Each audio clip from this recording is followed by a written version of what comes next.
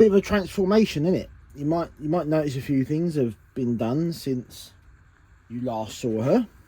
I've got the wheels back in and the valve gear reattached. Also, one running board, one of the new heavy running boards, dummy fitted. So today's plan, we're going to assess the reverser and the cylinders, because the cylinders don't need anything doing, they just need bolting back on and reattaching. We scoot her back. She's already getting some weight.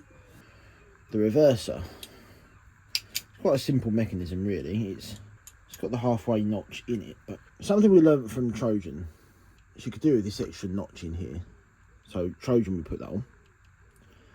No point doing it back if we don't use it, and there's no point in putting one back in there because there's something weird with the valve gear that going past there, or even maybe literally just there, doesn't work at all. Goes lumpy, goes awful. So we'll leave it as it is for now on her. But when we take Trojan apart, she's over there at the moment, we'll whip the covers off the steam chests, play with the reverser, and see what's going on there. Now, I was originally going to leave this and just rebolt it back on, but looking at it in comparison to the new painted frames, this does call for a bit of a strip down and clean up and maybe touch up on the paint. It's not too bad. The spacers are rusty to hell because we never bothered painting them anyway originally. The pivot, the actual action of it's alright. I think you just want to tie it up and maybe paint this as well. This is ridiculously simple to disassemble. Got the bolt in the back that holds the reach rod onto the lever, pivot bolt in the bottom. After that, the handle will slide out. And then it's just these two bolts, which are getting threaded into the frame, the reverser frame, to take the quadrants off.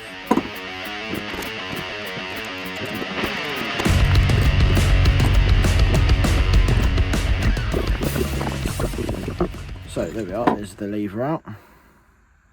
So you can see where it's been sliding on the quadrant. Feels like it wants a clean up. I might leave it unpainted, a bit of originality. I might just clean it. There's nothing wrong with any of this, to be honest. It just wants a tar, because in comparison to the rest of it, it's now a poor relation. Right. 1 day later.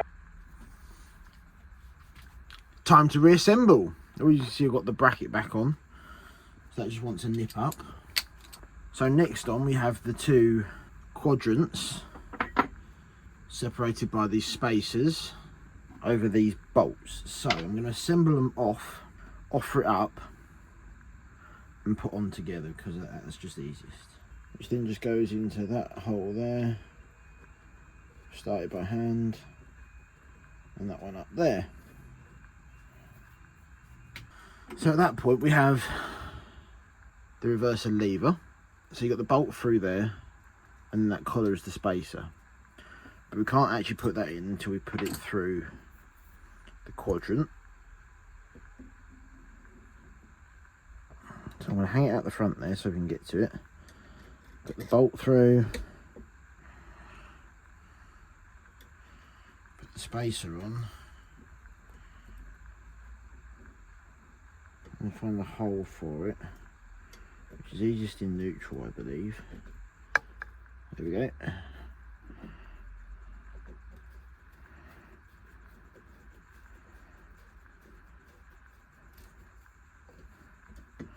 One reinstalled lever.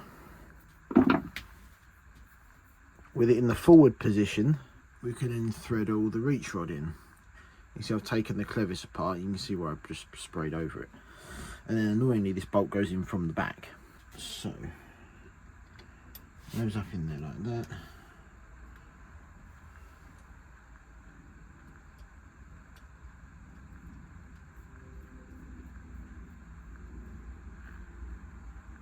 Cool.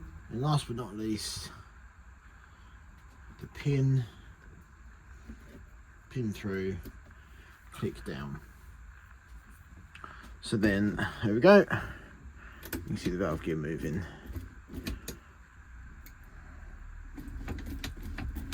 It's got a bit of wearing in to do on the dial blocks because they're tighter than they were. 1 day later. Okay, so you can see we've got one on both running boards, more or less as they want to be.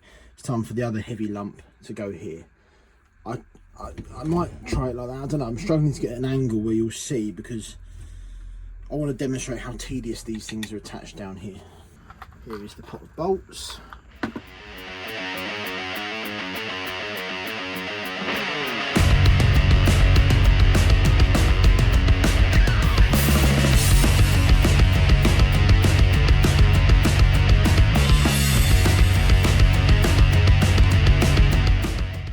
So I'm aware we're on quite a zoom. I'm going to try not to jog it or get in the way. So the bolt you saw me take out is for the valve.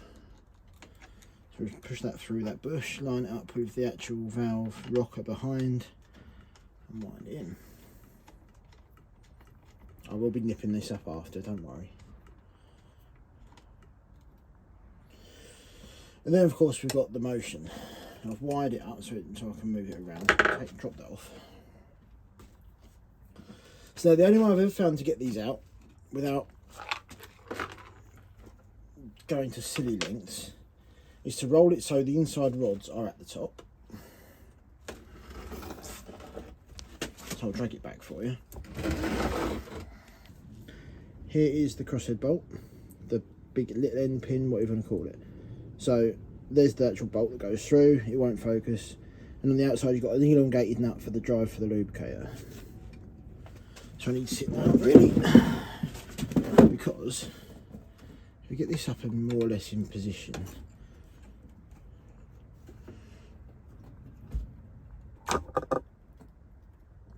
then rock it, roll it so it does get in position. Right, so I can now see right through there. Move the inside rod upwards. You can actually just, I say just, get the angle right.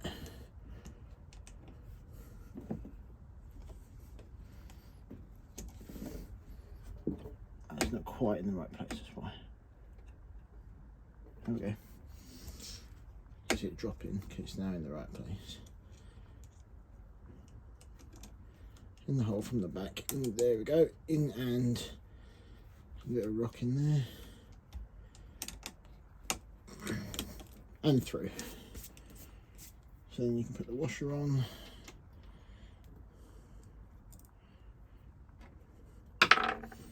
And the rig and the drive nut.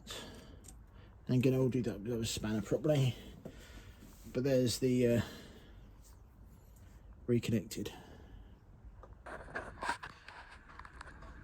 Right, you join me back here, having put the pony back on, which no one wants to see because it's just a shoulder bolt through there and a nut on top of the spring.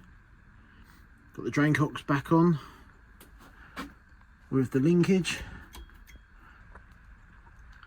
and the axle pumps feed and return pipes in, which come all the way down to the bracket at the back. The return on the high pressure fitting, the feed on just a normal union.